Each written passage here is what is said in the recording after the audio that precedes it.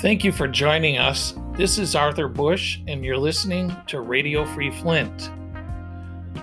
Our episode guest today is Jermaine Reese. Jermaine Reese is a PhD, has 2 master's degrees. He completed a program at Mott Community College in criminal justice before going on to get his graduate school education. He's now a professor at Grand Rapids Community College, where he runs the police academy. Jermaine Reese, in a fascinating interview, discusses the Flint Police Department, what it's like to patrol the streets of the City of Flint. He also talks a great deal about what training is required for police officers today and what could be improved. He gives a fascinating look into what it's like to be an African American in a police car and what that means for the greater community. He discusses, quite frankly and openly, the Black Lives Matter movement. His interview is sober, it's intelligent, and it's insightful. Jermaine Reese's interview made me very proud. Jermaine Reese at one time was a student of mine at Mott Community College. Jermaine Reese is the kind of police officer that every professor dreams to have turn out of his class. He's got ethics and smarts, and he also has a sense of morality, and he understands the purpose of policing. Without any further ado, here's Jermaine Reese. I might add that our music today is brought to you by Joe Ryan III, also of Flint, Michigan, with his permission, a song that he calls Flint, Michigan, in which he performs with his 90-year-old grandmother. I hope you enjoy the episode.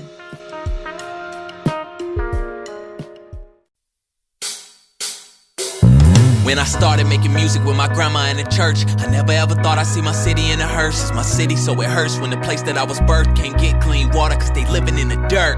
And even worse, they knew about it. So why they acting brand new about it? Tell me what we gon' do about it. Lord help us, what we gon' do about it? Cause it's homicide, genocide, the truth is, so pick a side. Any side's not them, no, they rather run it high, telling televised lies, painting pictures to the public like they trying to save lives. No, I ain't buying that, you're well bombing at. Either we get justice or we get the straps, cause we under attack. Look how they killing blacks. Put your fist up, let's get the power back. We ain't wait no more.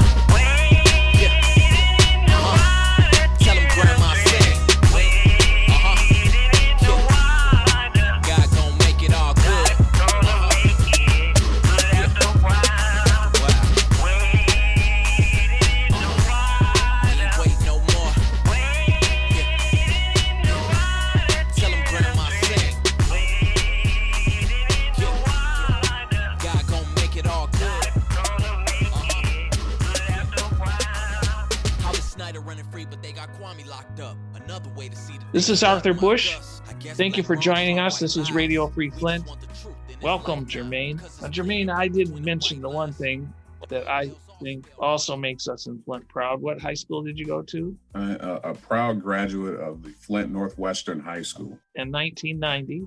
What was it like to, get your uniform on and show up to work for the first day, and then eventually you ended up in your neighborhood? You ended up where you grew up. I can remember the day we got sworn in, and I would tell you, the day I put that uniform on was the most proudest day of my life. And when you mentioned that, I immediately started smiling just even now. But it was a little bit challenging, going in and patrolling the neighborhoods that I worked in, because there's this, and I'll try to keep this brief, and this is what drove my research for my doctoral work, is that, as an African American who goes against the grain and becomes a law enforcement officer, there's this double consciousness that you have to develop, similar to that W.E.B. Du Bois wrote about in his book, The Souls of Black Folks, and that you're Black and you're a police officer. You can't just be a police officer. So historically, there haven't been very many African Americans in law enforcement. That's the struggle where you're trying to fight and break through those barriers. But then in the community, because of the historic issues that law enforcement have had, with urban core, or particularly the Black community, now you're looked at kind of with the side eye because you, as an African American, have joined this organization or this profession that hasn't always treated your people fairly. But I think it was a great day, but then it just opened up my eyes to a lot of the bigger issues at the same time. What is it about your experience in the Flint area? What was it that it gave you? I mean, what is Flint to you?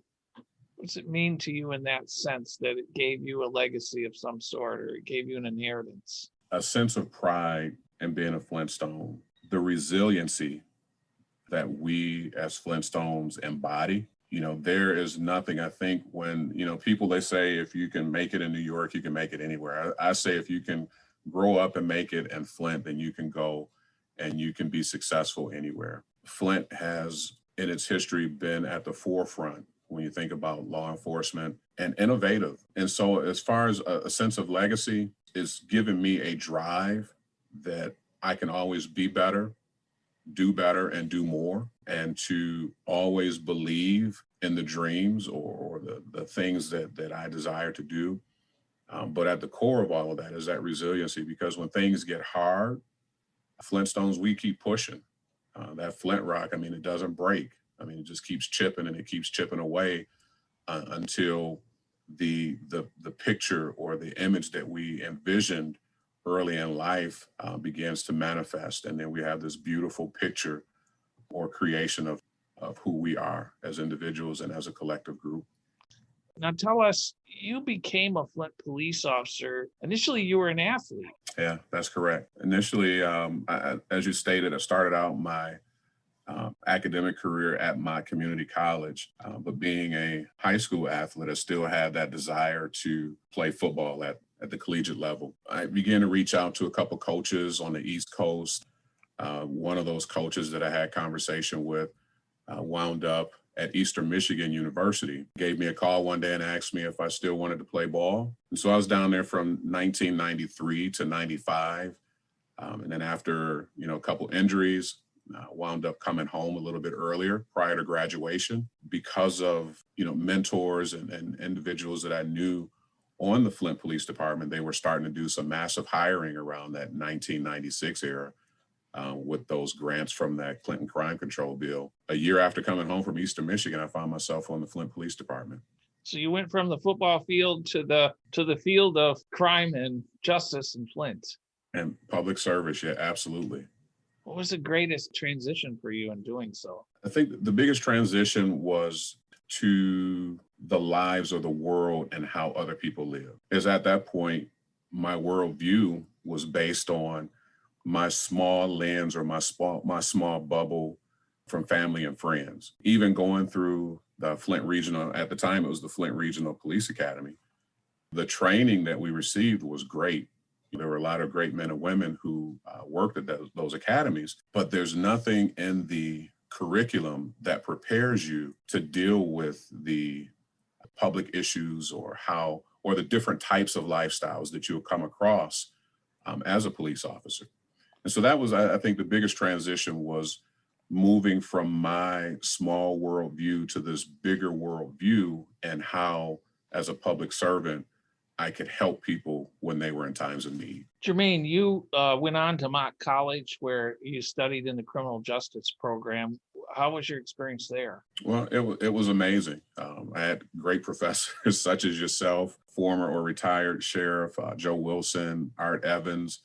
So they had an amazing Dr. Avon Burns, an amazing criminal justice staff made up of men and women who had extensive careers in public service, whether it would be law enforcement, prosecuting attorneys, sheriffs.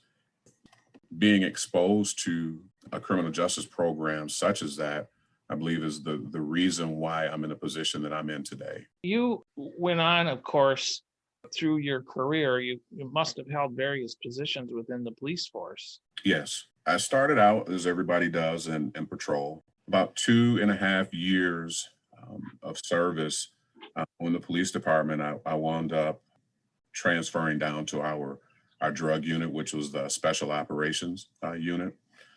And so I worked in that unit as an undercover drug officer for a little bit over 3 years. During that time, I wound up getting married, and my initial tenure in that bureau, I was on the day shift unit.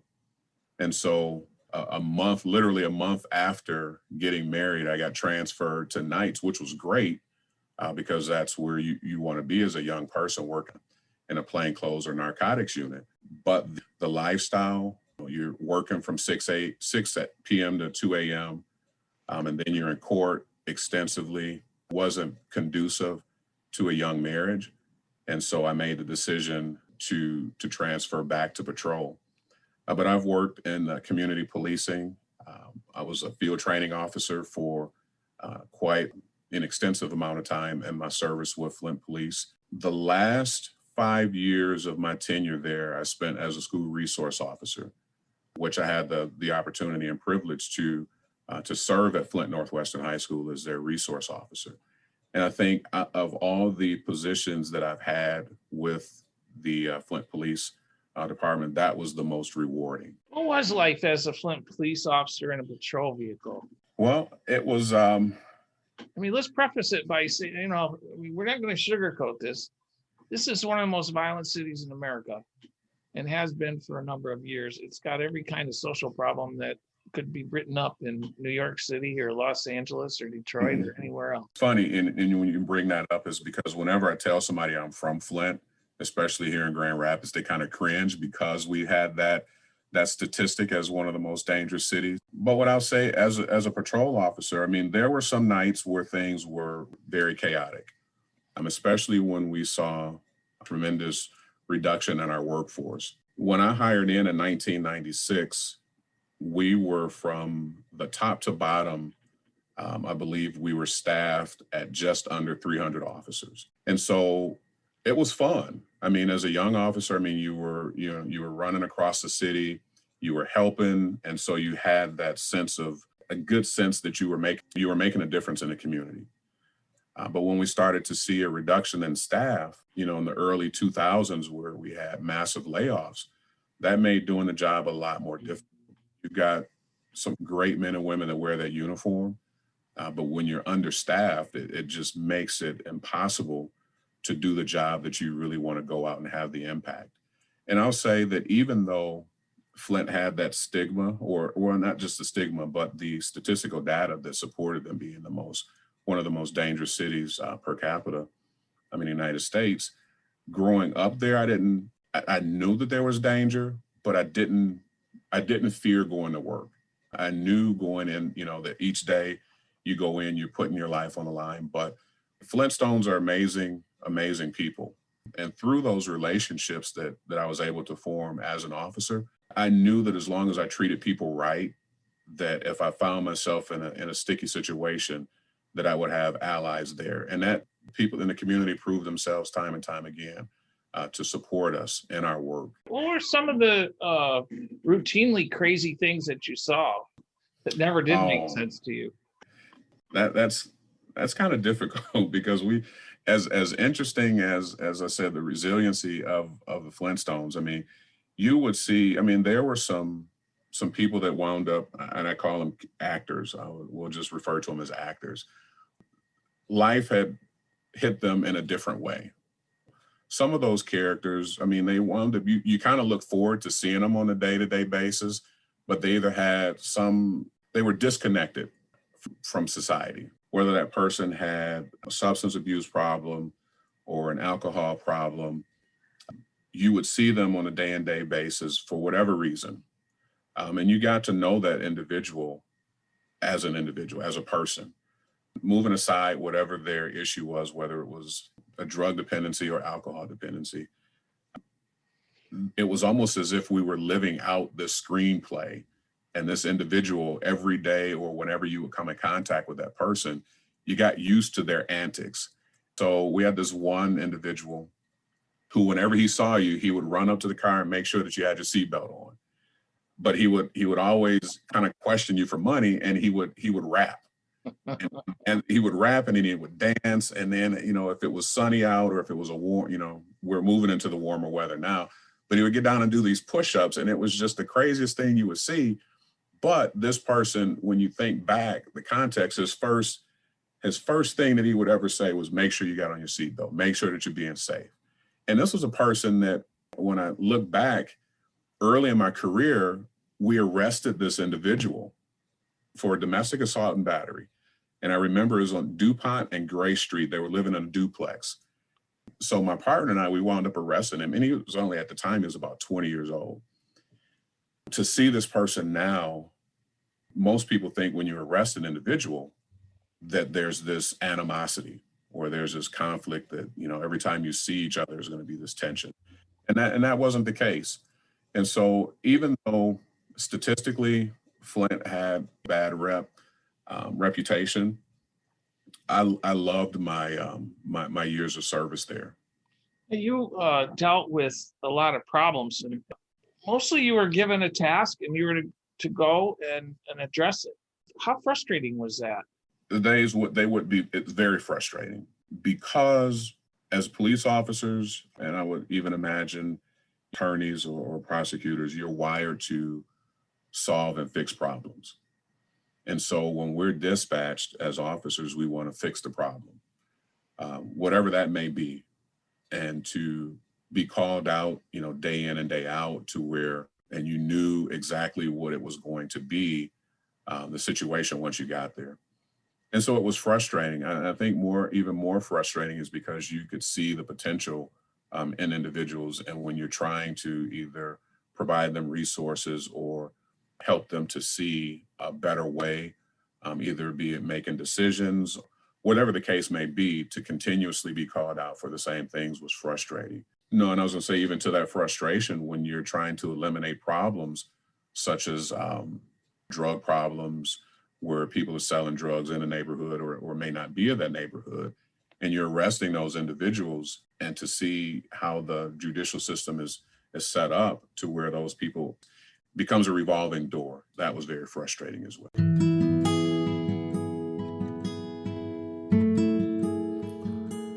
Hey there, we're taking a break. This is Arthur Bush from Radio Free Flint. I'd like to bring your attention to the fact that we now have a website. It's at radiofreeflint.media. That's www.radiofreeflint.media. There you can find our videos, our podcasting, blog posts, and a lot of information about our podcasts and our guests. So take time to stop by. Thanks. Hope you enjoy this segment. The country's had quite a debate about criminal justice in recent years. It has necessarily involved a changing society. Mental health issues that arise from that economic stress become more predominant in the population that you're policing. What effect does that have on the men and women in a police force? I mean, it has a huge impact. You brought up a very good point when you're thinking about social disorganization, otomy, or the rapid change. You know, Flint was known for the auto industry. So at one point in Flint's history, which is a very rich history, people could walk out of high school, walk right down the street, didn't have to leave their neighborhood, and they could get a job that provided a means and a very good life for their families. You remove that, the opportunity for people to be gainfully employed, have the ability and the opportunity to provide a way of living for their family and have a sense of pride and dignity. It creates a different set of issues for law enforcement. Now, when you introduce drugs and crime, and now you're called to find a solution to those issues, I think we focus more at the initial surface issue and not the underlying issue that created or led to that problem. And this is where I think the system as a whole has been flawed, because when we wage war on drugs or crime, not to say that we shouldn't be addressing those issues, but I think we have a responsibility to look at what created that issue. And so when you have the lack of economic opportunity, not the police officer should be dealing with that, but we can create partnerships in the community to where now, if we know of employers that are looking for workers, then we can maybe steer or guide an individual that's looking for employment to a place of employment. And so it's very frustrating. You're called to fix a problem that you know arresting an individual is not going to solve. I think those speak to the larger systemic issues that the community has been crying about for the past years and decades, is that the root of the problems in the urban core is the removal or the lack of economic opportunities. I remember growing up as a child, there was a school within walking distance of every community. When I come back home to Flint now, those schools that were staples in the community where you could go on a Friday afternoon and either go skating or go into the community rec center. Now those things don't exist. And so those where you have those resources, the removal of them just create additional problems that become not necessarily, they become a burden on society, but on the police department, because now they're called out to answer and solve problems that they're not really equipped to do. When I was a kid growing up in Flint, we had the Florida brothers, Kojak, and all these other characters in the Flint Police Department's history, but they knew us, they knew our families, they knew our neighborhood, they knew our school, they knew our teachers, they knew our principals. They were really connected to us, and they rooted for our success, whether it's in school or, that game we were playing in the play lot that day. Somehow we've gotten away from that model of policing, and we went to a more militaristic policy. And that policy has not solved problems in Flint. What's your thoughts about that, the militarization of the police? And to what extent is that maybe just a character that isn't true, or is that a problem? There are a couple of different things at play there when you talk about the militarization of policing. This isn't a new phenomena. When you think about policing in its organizational style and how the hierarchy is set up, it's always been a paramilitary organization. I think that's what people fail to realize. And I think when the term militarization began to be popular as a character descriptor for policing was back when you think in the late 90s with the LA bank robbery, that scene that caused just mass chaos, where the LAPD responded to the bank robber who had donned military grade vests and equipment and had the AR-15 and multiple magazines. And it was an onslaught of law enforcement responding. And this is a problem because you have people who study law enforcement, criminals even, and find flaws in how the system and our approaches. When people began to talk about the militarization of the police, it was the police responding or realizing that they had to change some of their techniques and some of the equipment that they used in order to adequately provide services when in need. So you're saying that we started creating all these SWAT teams. Well, a lot of the people that get on these SWAT teams do have military experience. Correct. And I'm not against a SWAT team by any means. The whole police department doesn't need to be a SWAT team. No, and that's true. And I think that's true. I think what happened, and you made a very good point, is that there's a cultural issue as well. Think about law enforcement as a whole. We definitely need more relationship building. But again, that goes back to the statement that I made a few moments ago, where when you have a reduction in staff and you're only able to respond, or to show up and provide rapid response. So you're coming in because of a problem, you're trying to fix that problem, and then you're leaving out of that area and going on to the next problem. We had 300 officers. We could allocate resources to community development, to building relationships. And that's what made our community policing bureau that we had back in the 90s so imperative to the functions of Flint policing. It was a nationally renowned or recognized program. And I believe it was highly effective in the communities where we had community police officers. All right, let's explain that, because listeners might not know what that is that aren't in the police work. So community policing, what we had officers who were responsible for smaller communities within the larger community. A part of their responsibility would be to build relationships, to learn and at the core of it, decentralize the authority.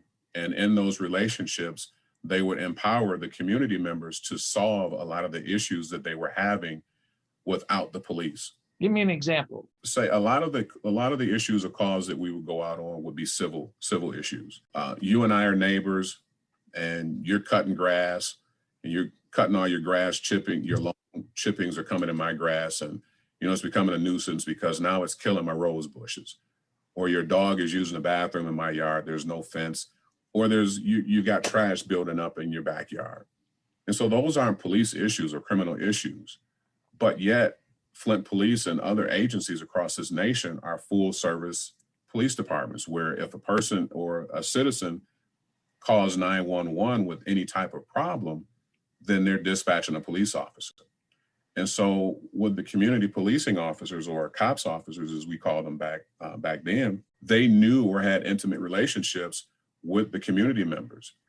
Those community members were empowered by those community officers to handle situations. The officer, they in turn became more so a mediator as opposed to a law enforcement official, because now they're helping the community members come up with an equitable solution to a problem that had the police come in and made the decision, neither party would probably have been receptive to the problem. All right, let's switch gears for just a second. You obviously have studied quite extensively policing strategies in your criminal justice. If you were in charge of a police agency like Flint, if you were king, I guess, better way to say it, what are some of the solutions for Flint, in your view, based on more modern looks at criminal justice theory and policing? Now, I know you could write a book about this. Tell me, what are some of the areas that we could maybe look at that would improve the situation? I think one of the things we would definitely need to do is do another reassessment of resource allocation. And when I say that, you had, I believe the last study that was done made mention or actually documented that you only needed 1.5 officers for every 1,000 residents. That's problematic.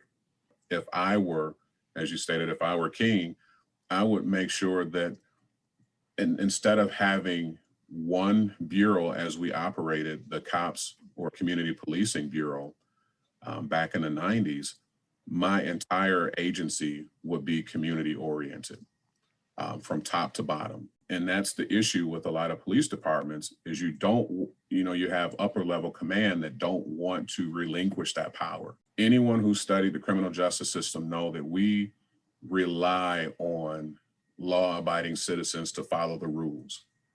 And we get that for the most part, because if we didn't, we would have large scale panic, large scale anarchy across our nation.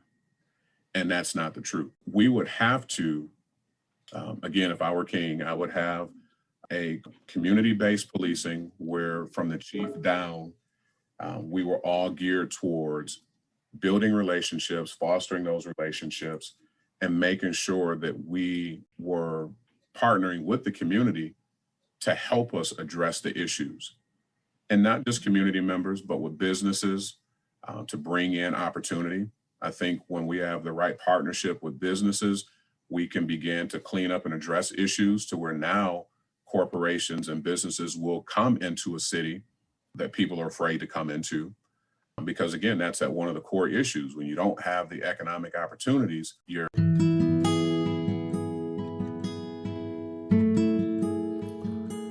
Hey there, we're taking a break. This is Arthur Bush from Radio Free Flint. I'd like to bring your attention to the fact that we now have a website. It's at radiofreeflint.media. That's www.radiofreeflint.media. There you can find our videos, our podcasting, blog posts, and a lot of information about our podcasts and our guests. So take time to stop by. Thanks. Hope you enjoy this segment. you're in the education business and you're in the training business. I mean, anybody that wants to be a police officer on the streets of Grand Rapids or surrounding areas in Kent County, they have to go through your school or one like it. Mhm. Is there room for increasing the educational attainment levels at the front door? It also troubles me that we place such small emphasis on psychological screening of those who are going to be given a badge and a gun. Can you comment on that at all? Every recruit or officer, they do complete a psychological screen. To your point, yes, there is a lot more that we could be doing. Implemented here is the additional over the state mandated cultural diversity training, de-escalation training, implicit bias training.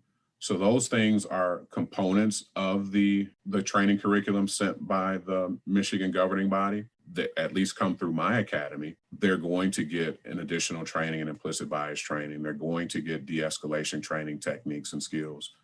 So that way, once they go to their place of employment, day one, they can begin to make decisions, better decisions. I will say this, that one of the requirements now, everyone who comes through the Grand Rapids Community College Police Academy will either have 2 years of academic studies completed, or they have a 4-year degree. So whereas the state mandate or the state requirement is that you only have a high school diploma, what a lot of people don't realize is that if you are a pre-service candidate, which the majority of the individuals who come through my program are pre-service individuals, the requirement is that you have at least an associate's degree before you can be licensed in the state of Michigan. And so I think that's one of the things that a lot of people don't realize is that there is that requirement.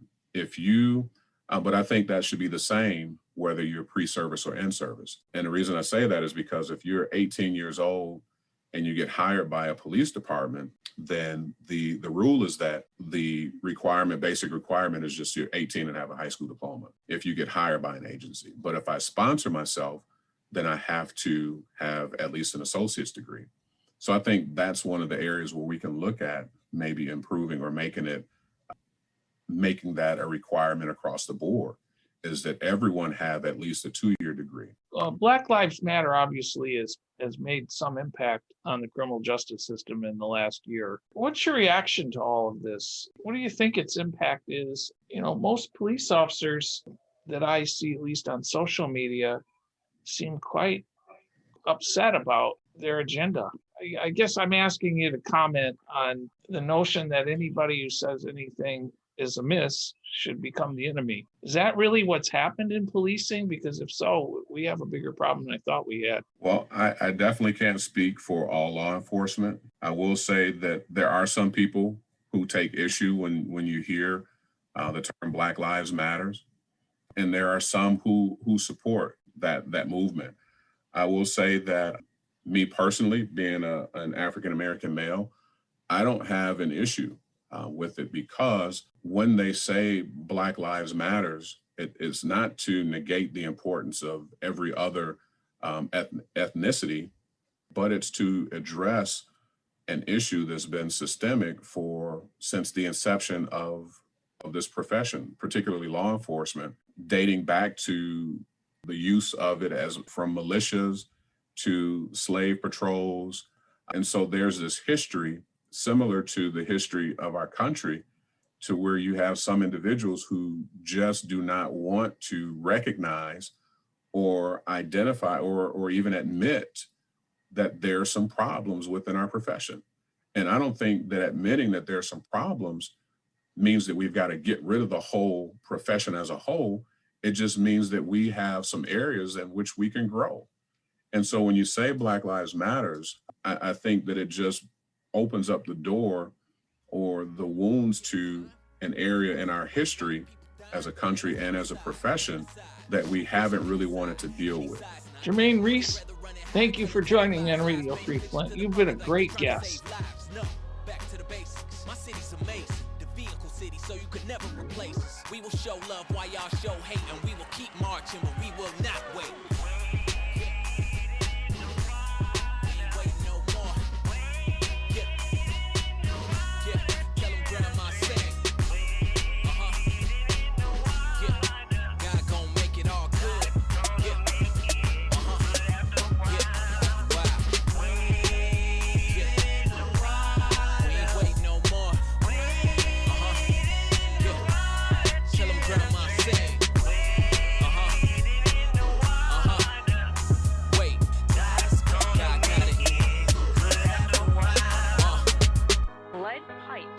began to corrode, leaching into the water.